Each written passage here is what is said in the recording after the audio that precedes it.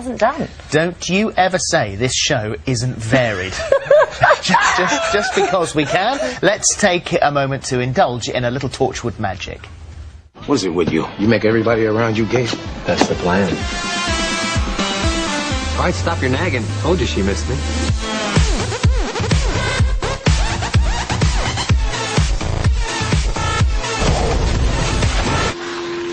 Anyway, Captain Jack Harkness. Don't worry about it. No one dies these days. Never annoy me again. We're traveling circus folk. All we have to do is keep watching. And John Barrowman joins us now. Oh yes, a little bit of a fan kick. Little bit of showbiz. Anne Widdecombe just did that before she I know she did. Just watching the BT there, keep watching. Well, we would like to know if we can keep watching, because obviously at the end of Miracle Day, yes. Wonderful 10-part, which is it's on DVD, isn't it? It's just been released on DVD and Blu-ray and everything, and the thing that it leaves it hanging at the end. Yes, it does. Captain Jack returns to being immortal. The world returns back to normal, but also one of his colleagues becomes immortal also, and it's because of the. It's a long story. I don't want to give anything away for anyone who hasn't seen it, but it's because he has received some of Jack's blood. And we now know that, well, we think that Jack is immortal because of his blood, but not because of what happened to him before in Doctor Who, all sorts of So stuff. for all of the Woodies, and for everybody that is Yes. wanting, do we know? If We have no idea. We have no idea, and I can tell you, honestly, as I sit here, I don't even know. Okay. Because it's a bigger decision than, you know, me just coming on. I would love another series, obviously. Fans know that. I love the show. I love the role. I know that there's a huge audience for it, but we are kind of, all I can say is in a little bit of a limbo state at the moment.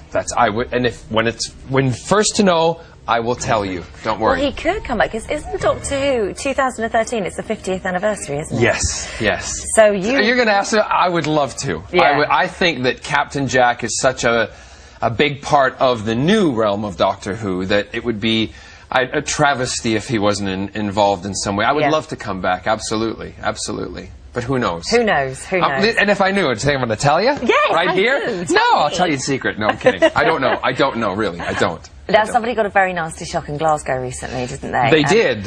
So you sort of ran to the rescue. I kind of, yeah, it's weird because all of a sudden I became Captain Jack. Yeah. It was really bizarre. Unlucky for the burglar. Yes, a burglar in a very big hotel in, I don't want to, you know, say like I'm trashing their name, but in a very big hotel in Glasgow, two young gentlemen broke into a room.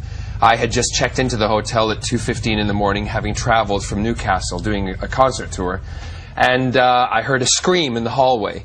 And I was in my room, the concierge was in the room with me, checking my air conditioning, because it wasn't working. Oh, that's what they're calling it yeah, these that's days. what they call it these days. And all of a sudden we heard the scream, and I opened my door, and this young man is bolting down the hallway. And I turned to the concierge, and I went, go after him. You're like, Captain Jack, after him, grab the phone, you guys have blocked the hallway, da-da-da. I'm telling the person down the front desk, because who knows, I knew there was a staircase back there. So, all of a sudden, after I finished the conversation, I see the concierge pull him, you know, go into a corner, like a doorway. So I then bolted down to that room, and as I ran in and opened the door, the concierge was punched in the face, and his glasses flew off. And as soon as I saw that, I just grabbed the kid by the ankles, yanked his legs up, he went down on his back, hit his head, sorry, too bad, pulled him out into the hallway, put my foot on his chest by his neck and one on his leg. This is not Captain Jack. This is Jack Bauer. Yeah. I know.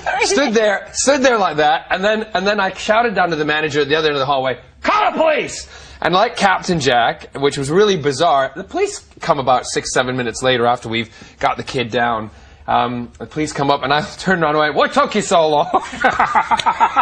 And then I realized, you're not on camera. This is real.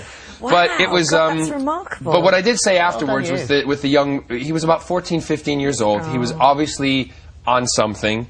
When I was talking, because I tried to talk to him, and his heart was going 500 miles an hour. Well, mine would be if you were chasing me down hallway, calling the police. Sure, but I did say to them, the police, afterwards, I would really love to talk to the kid or meet up with him, because if he's in a circumstance that is beyond his control in the way, I'd love to help him with getting like some kind of rehab or also finding a job. That's good of you. I mean, we don't know the full details of that story, and I'm sure maybe they'll get in touch with you and get his side of it as to why he was there in the first place. Desperate times, some people forced into desperate. Absolutely.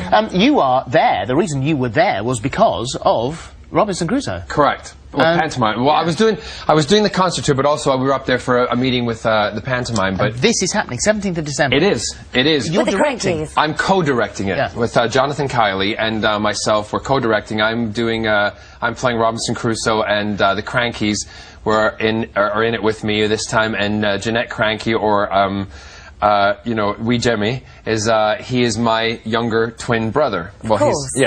Naturally. I say the line is, I came out fine, he got stuck. It's a big set. You've got galleons, 3D, the whole massive thing. We have 3D, we have galleons coming on stage, we have a very big flying surprise at the end of Act 1. We have the special effects. We did the 3D last year.